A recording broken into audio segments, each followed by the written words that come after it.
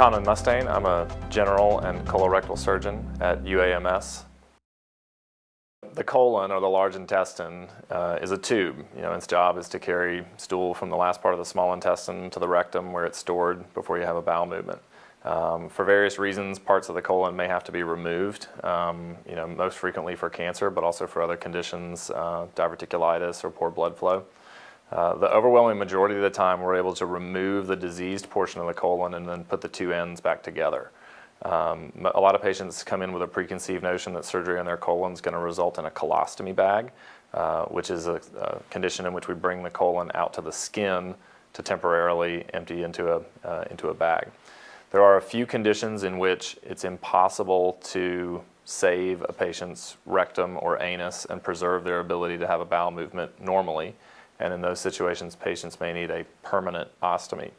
But in the overwhelming majority of the time, colon and rectal surgery requires removing a portion of the large intestine or the rectum and then putting the two ends back together. The analogy I use is that it's plumbing. Occasionally there are situations in which after we put the two pieces of colon back together, we don't want it to be stressed immediately, and we may bring up a loop of intestine upstream from the new connection to temporarily empty into a bag to protect that anastomosis or that new connection, and then that will be reversed at a later date. So again, there's a lot of different configurations of how to remove pieces and how to put them back together.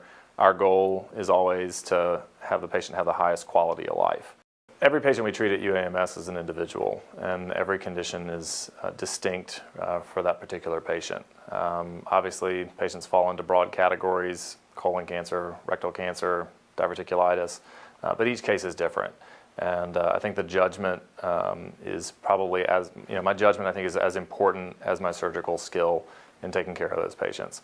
There are a number of different options for just about every condition that we treat, and it requires careful thought and attention to detail in order to determine the right treatment for the right patient.